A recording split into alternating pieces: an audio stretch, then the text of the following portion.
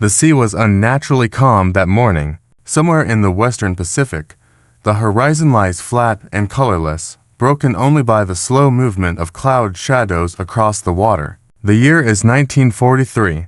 The war has already devoured millions of lives, and the ocean has become a hunting ground.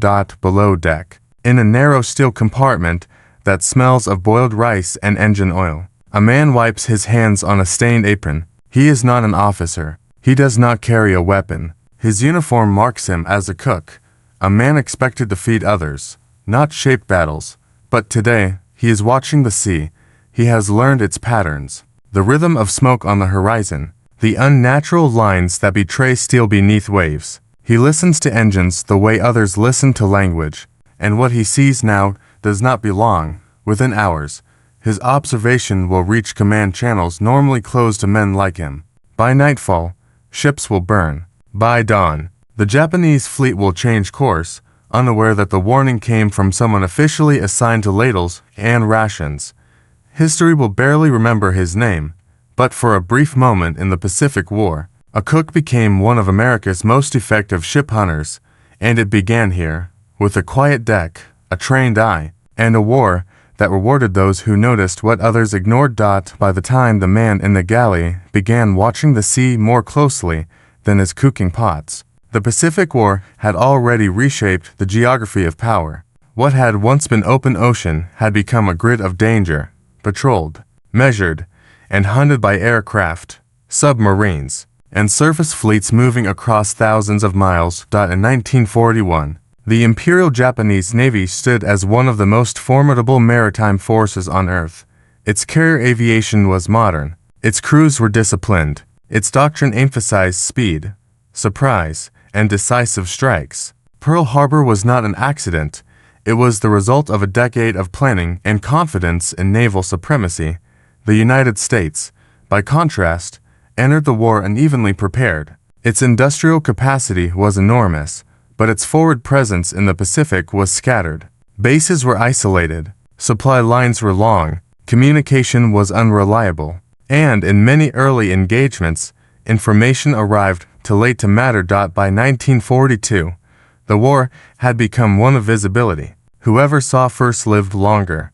The Japanese understood this well. Their surface fleets often traveled at night. They relied on disciplined radio silence and carefully timed movements. In the island chain stretching from New Guinea to the Solomons, they used geography as camouflage. Jungles hid airfields. Coves concealed supply barges. Entire flotillas could vanish into darkness before American reconnaissance aircraft ever arrived. For the United States Navy, this created a problem no battleship could solve. Radar was improving, but still imperfect. Long-range patrols were stretched thin, and human intelligence, especially from remote outposts, became invaluable. Observation posts, coast watchers, and forward personnel were suddenly as important as aircraft carriers. This is where the war quietly began to shift. Across the Pacific, American installations were often makeshift. Small islands hosted airstrips scraped from coral. Camps were built fast, supplied irregularly, and staffed by men whose original training rarely matched the demands placed on them. A radio operator might become a lookout. A mechanic might be asked to map tides. A cook, in some cases, became something else entirely. The man at the center of this story was not trained in reconnaissance. He had enlisted to serve meals, maintain morale, and keep units fed under harsh conditions. His days were meant to be predictable: ration counts, heat, repetition. But war does not respect job descriptions. Stationed near a vital stretch of ocean used by Japanese resupply routes, he began to notice patterns others overlooked. He spent hours topside between shifts, watching smoke trails that appeared and vanished with the tide. He noticed how certain clouds moved against the wind, disturbed by engines below. He learned the difference between fishing traffic and naval movement, not from manuals, but from repetition. This kind of learning was not unusual in the Pacific. Survival demanded adaptation. Men learned to read the sea because ignoring it meant dying. By late 1942 and early 1943, American forces were slowly pushing back. Guadalcanal had proven that Japanese naval power was not invincible. But victories were fragile. Every convoy mattered. Every transport lost meant delayed offensives and stranded troops. High command needed eyes, not just aircraft, but human observers who could notice the small irregularities technology still missed. In many cases, those observers were not officers or intelligence specialists. They were sailors, cooks, radio clerks, and mechanics who happened to be paying attention. What made this particular man different was not training or rank. It was consistent. He watched every day. He wrote things down. He compared yesterday to today. And slowly, almost accidentally, he began building a mental map of enemy movement, one that proved disturbingly accurate. At first, his observations were dismissed as coincidence. Then they began to align with intercepted signals, then with confirmed sightings, and finally, with successful interceptions. A cook, without intending to, had become a sensor, and as Japanese losses mounted in a sector no one fully understood, questions began to surface within command. Who was feeding this information, and how was it so precise? The answer would lead to a quiet shift in how the U.S. Navy understood intelligence, not as something produced only by officers or machines, but as something gathered by anyone willing to observe long enough. That realization would shape what came next. By early 1943, the Pacific War had entered a phase defined less by grand declarations and more by endurance. The front lines were no longer clean arcs on a map. They were jagged, unstable, and often invisible. Victory depended not only on firepower, but on awareness, on knowing where the enemy was going to be, not just where they had been. The U.S. Navy was learning this the hard way. Despite industrial momentum back home, American commanders struggled with a simple problem. Japanese ships kept appearing where they were not expected to be. Supply convoys were ambushed in narrow straits. Isolated garrisons were reinforced despite blockades. Destroyer squadrons vanished into island chains and reappeared hundreds of miles away. It was not that the Japanese were invisible. It was that they were patient. Their doctrine emphasized night movement, minimal radio use, and intimate familiarity with coastal geography. Crews memorized island silhouettes. They navigated by current, starlight, and shoreline shape. Against this, early Allied radar was blunt and limited, excellent in open water, far less reliable near land or in a heavy weather. So the war became a contest between machines and instincts. American commanders began leaning heavily on the Coast Watcher network, a loose, often improvised system of observers scattered across islands and remote outposts. Some were Allied military personnel, others were missionaries, planners, or civilians who had stayed behind when Japanese forces advanced. Their job was simple in concept and dangerous in practice: observe, record, and report. Yet even within this system, gaps remained. Most coast watchers were trained observers, often with radios and code books, but their coverage was uneven. Entire stretches of ocean remained unwatched for hours or days at a time, and that is where unofficial observers, men with no title for their role, quietly became vital. On one such outpost, the cook's routine began overlapping with operational necessity. The galley where he worked sat close to a shoreline used by patrol boats and supply craft. He was awake before dawn and active long after sunset. While others slept or focused inward, he watched the sea out of habit, first to pass time, then to notice patterns.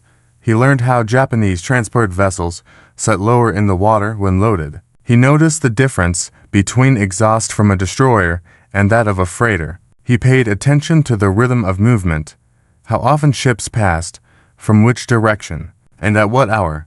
None of this was taught. It was accumulated. When he began sharing observations, they were informal, comments made to officers over meals, notes passed to signalmen. At first, they were dismissed politely. Then, one night, a patrol intercepted a small Japanese convoy exactly where he had predicted it would appear. Another report followed, then another. Soon, his observations were no longer treated as coincidence.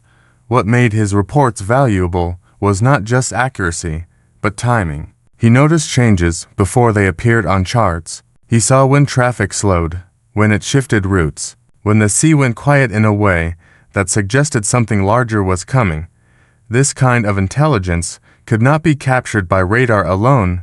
In mid-1943, Allied naval strategy in the region began to adjust. Patrols were retimed, aircraft were rerouted, submarines were positioned based on pattern recognition rather than interception data alone. Officially, these changes were attributed to combined intelligence assessments.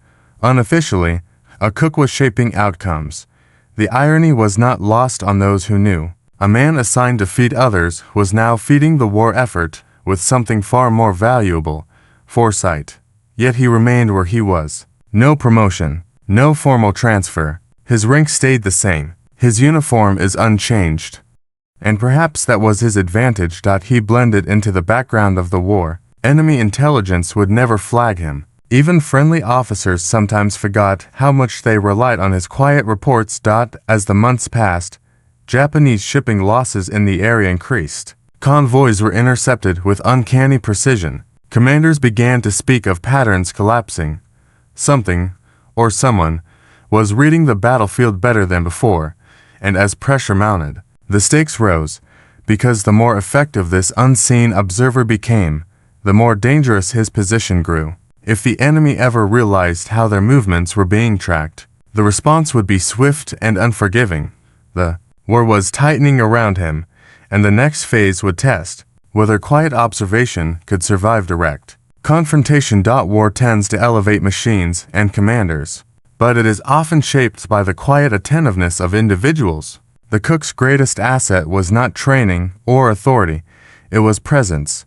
He lived close to the shoreline. He moved without urgency. He noticed repetition, where officers rotated shifts and specialists focused on instruments.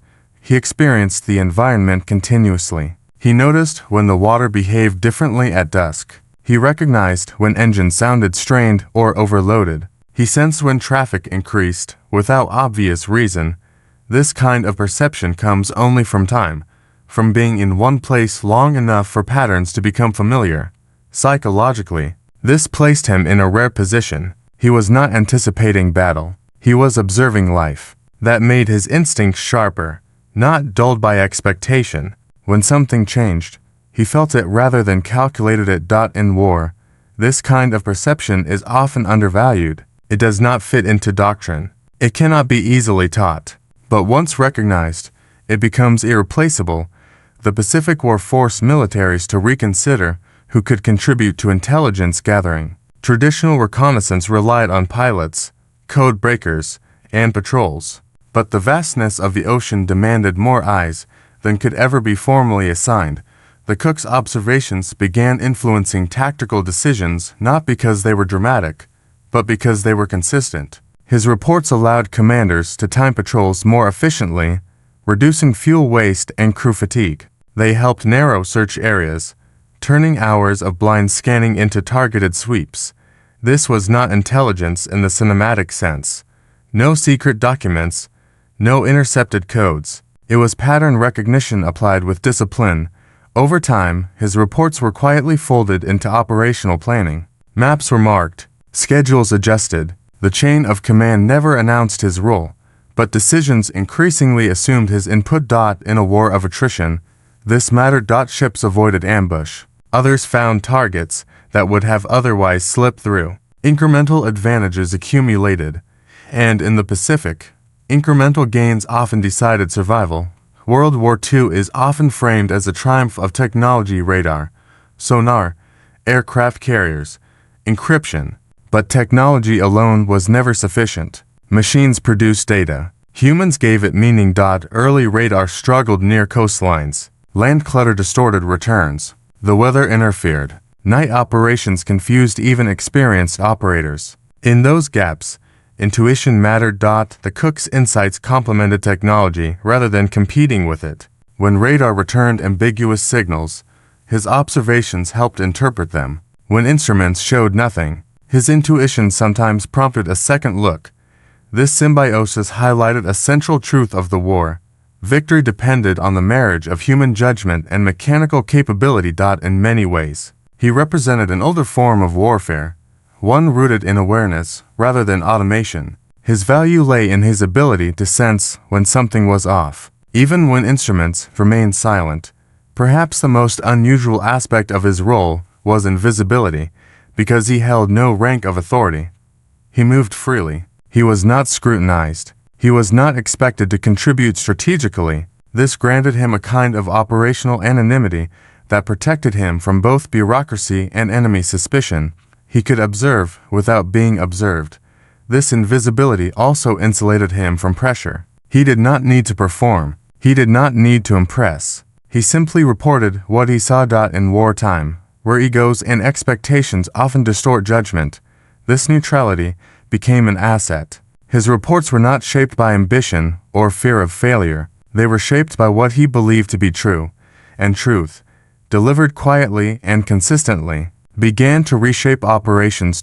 As these different forces converged, human perception, tactical necessity, technological limitation, and psychological invisibility, the cook's role deepened. What began as incidental observation evolved into something approaching strategic importance, but this growing influence would not remain unnoticed forever.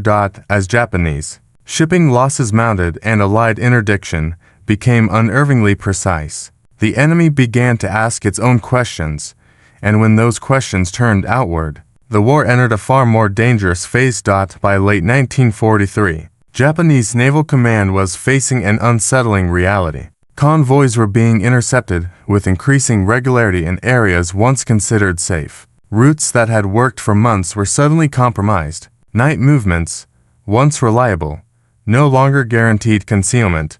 From the Japanese perspective, this suggested one of three possibilities: intercepted communications, improved Allied radar, or betrayal from within. Each possibility carried serious implications.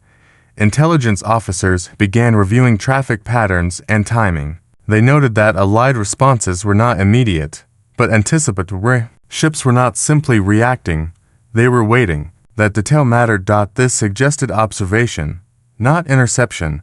The possibility that Allied forces had eyes close to Japanese routes created unease. It meant the ocean itself had become transparent. It meant that even remote waters were no longer safe. Japanese countermeasures followed. Routes were shifted again. Movement schedules became erratic. Some convoys were delayed or rerouted through longer, more dangerous paths. These changes strained logistics and morale alike. Yet despite the adjustments, the losses continued. The ocean had grown hostile in ways that technology alone could not explain. For the man at the center of this quiet transformation, the stakes increased with every successful prediction. His position remained unofficial. There were no protections for someone like him. If the enemy identified his location, or even suspected the source of accurate sightings, retaliation would be swift. In many parts of the Pacific, observers captured by Japanese forces faced interrogation or execution. There were no illusions about mercy. Despite this, he continued, part of it was duty, part of it was a habit, and part of it was the realization that his observations were saving lives he would never meet. Every ship diverted, every convoy intercepted early, meant fewer sailors facing ambush. There was also an unspoken understanding among those who knew his role. They protected his anonymity. Reports were anonymized. Credit was diffused. Official paperwork remained vague. He was a shadow behind a shadow. This invisibility, however, carried a cost. There were no commendations, no official acknowledgement, no assurance that history would remember his contribution. But in war, survival often outweighs recognition. What this episode revealed, though few articulated it at the time, was a shift in how wars could be fought. The Pacific conflict was not won solely by battleships or bombers. It was influenced by information, interpretation, and timing. Individuals embedded deep within the system could shape outcomes without ever touching a weapon. The cook's role blurred the line between combatant and observer, between support and strategy. His effectiveness challenged traditional hierarchies and forced commanders to acknowledge that value did not always correlate with rank. In the years after the war, This lesson would quietly inform the development of intelligence doctrine. Surveillance would expand. Human observation would be formalized. Civilian expertise would increasingly be integrated into military planning. But during the war itself, none of this was articulated. It simply happened, one observation at a time. By the time the situation reached its peak, the atmosphere had changed. Japanese movements had slowed. Allied confidence had grown. But beneath the surface, tension coiled. Everyone sensed that the pattern could not continue indefinitely. The enemy would adapt, or strike back. For the man who had been watching the sea for so long, the feeling was unmistakable. Something was coming. The rhythms he had learned were shifting again, not toward chaos, but toward confrontation. The calm before action.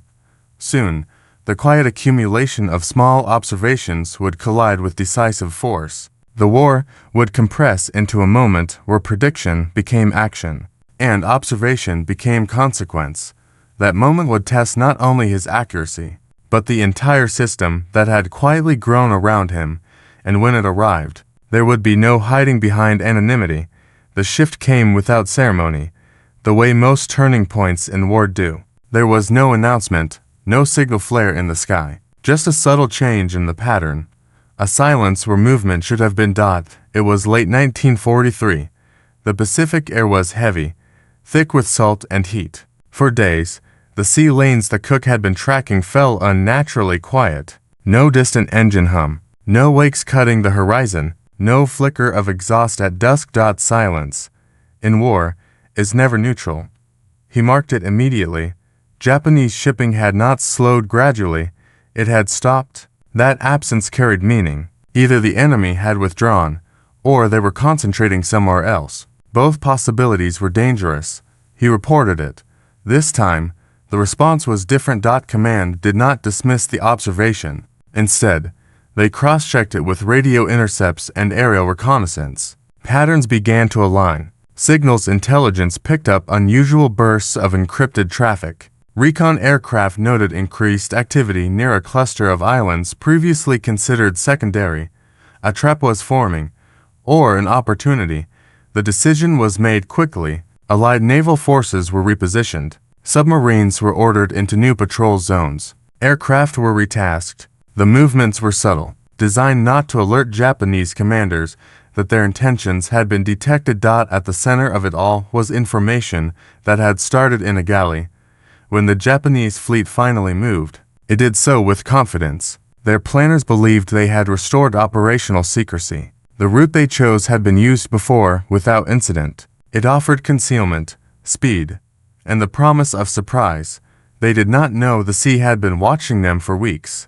The first contact came at night. American submarines, already in position, detected silhouettes slipping through the dark. Torpedoes were launched not in desperation, but with precision. Explosions followed, controlled, devastating. By dawn, wreckage drifted across the water, but the engagement did not end there. Air units, vectored by the same intelligence chain, struck at dawn.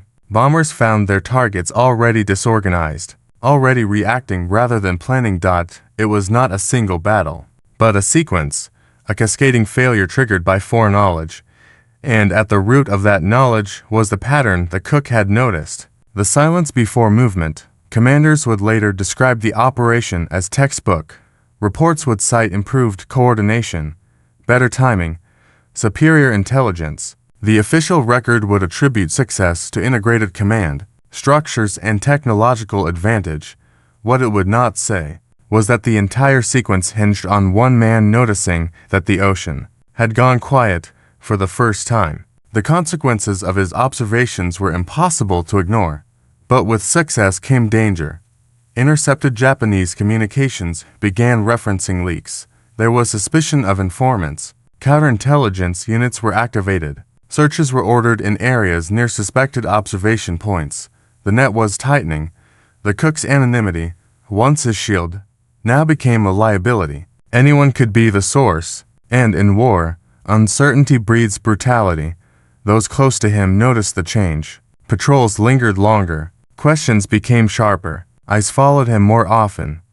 Yet he remained. He continued to cook, continued to watch, continued to report, because by then, it was no longer about recognition or survival. It was about momentum, the sense that if he stopped, something larger would fail. The machinery of war had accepted his input. Removing it now would create a blind spot, and as Japanese losses mounted and Allied confidence surged, the conflict edged toward its decisive phase. The next encounter would not be a skirmish or a raid. It would be a confrontation that reshaped the campaign and revealed just how deeply one quiet observer had altered the course of the war.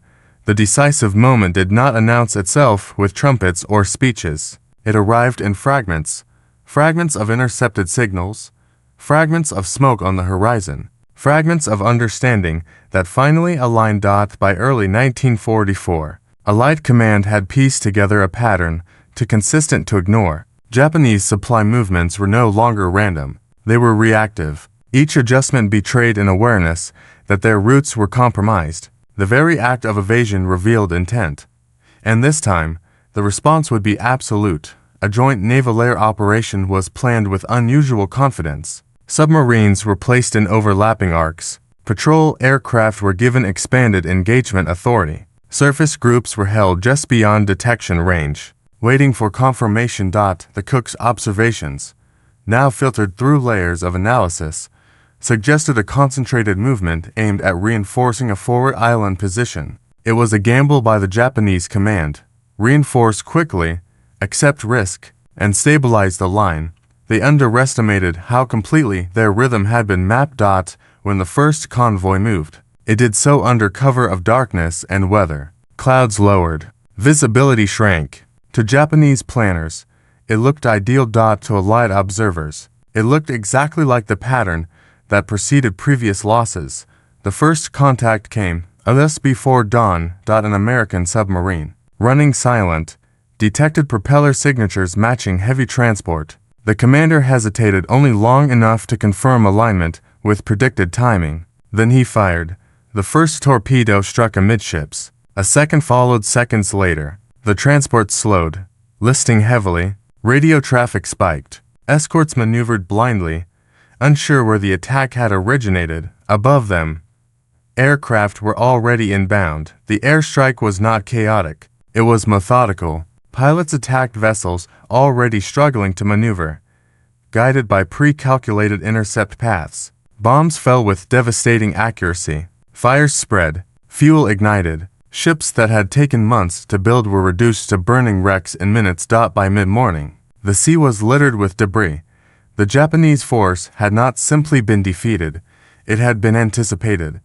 This engagement marked a turning point not because of its scale, but because of its clarity. For the first time, the Japanese command recognized that their movements were being predicted, not merely observed. Their operational secrecy, once a cornerstone of their naval doctrine, was gone. In the aftermath, emergency conferences were held, routes were abandoned, schedules rewritten, crews were ordered to vary speeds randomly, to take longer, more dangerous paths.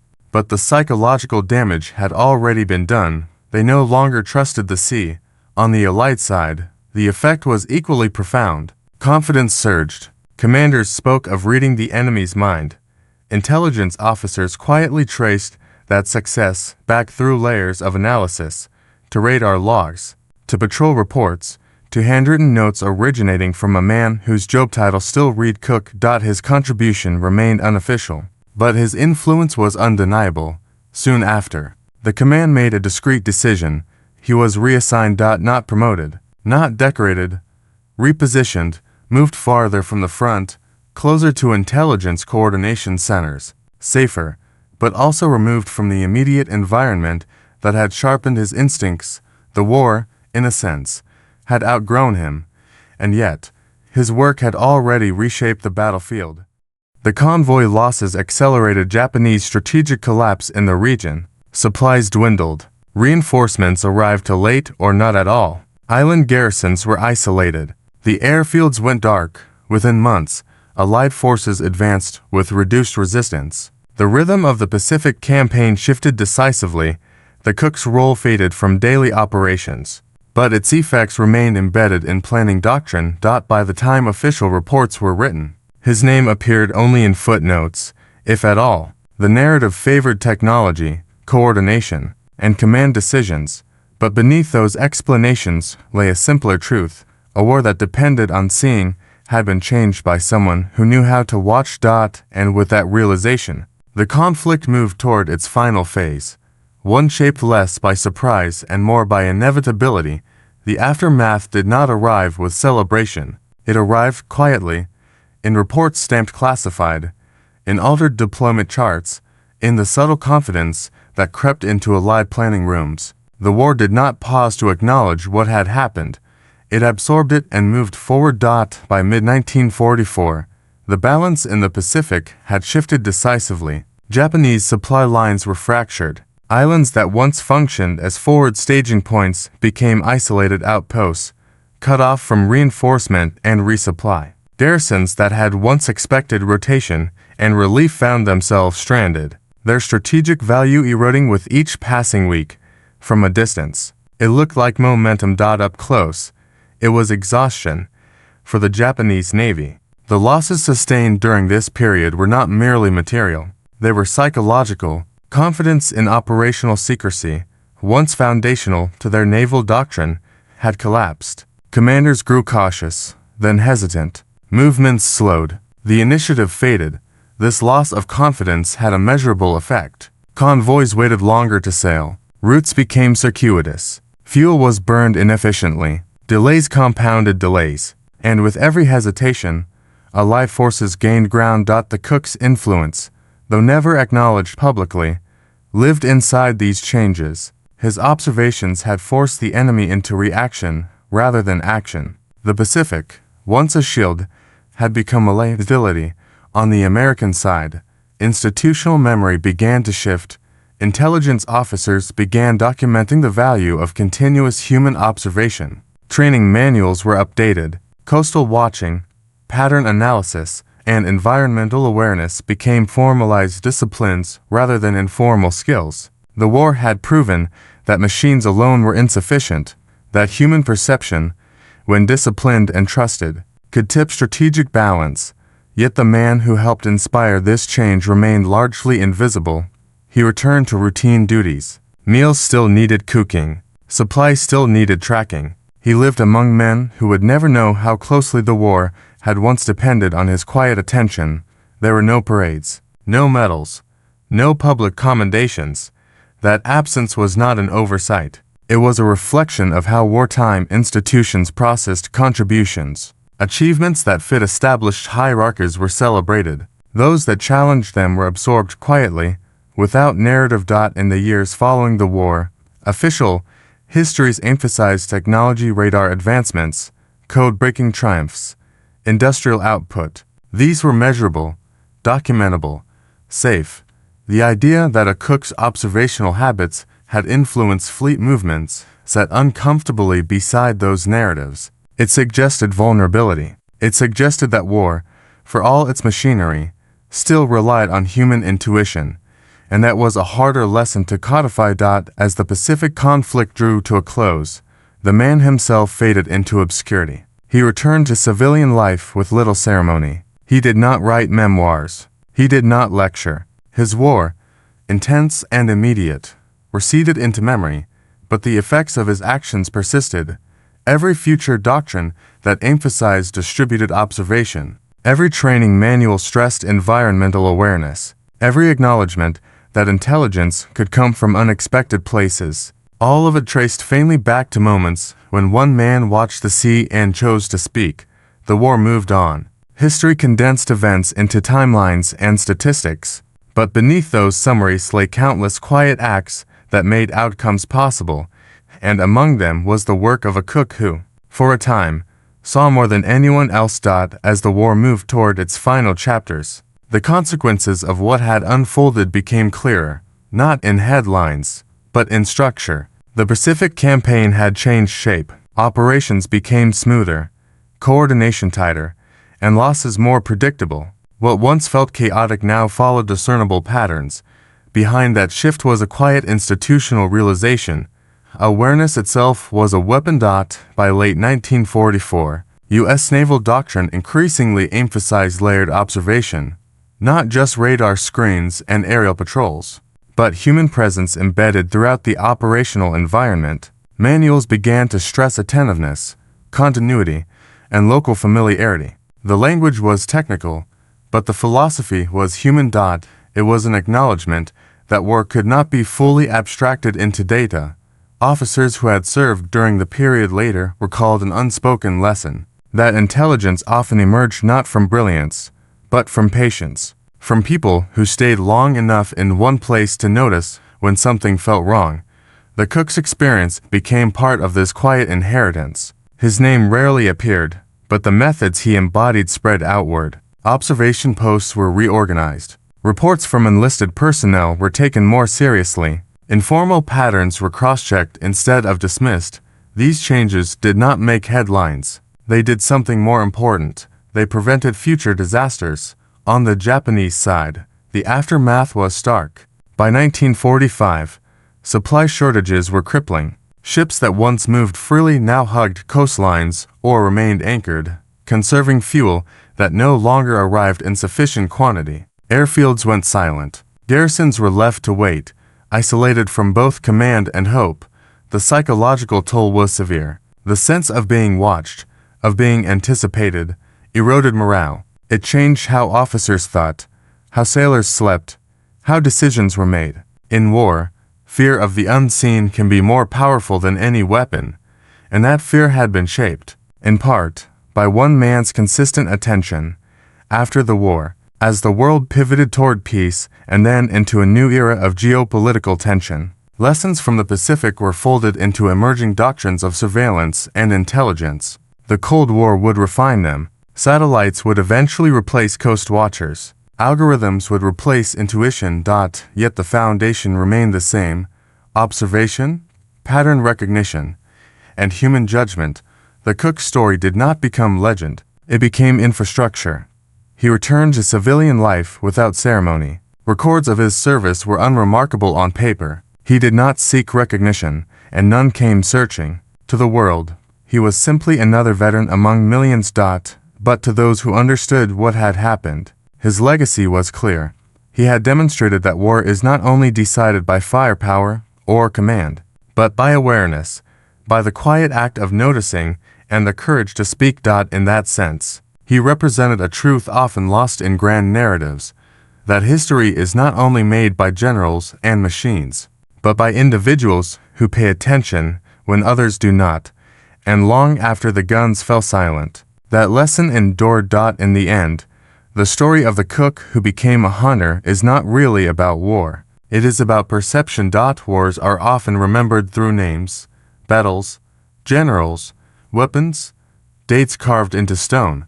But beneath those markers lies a quieter truth.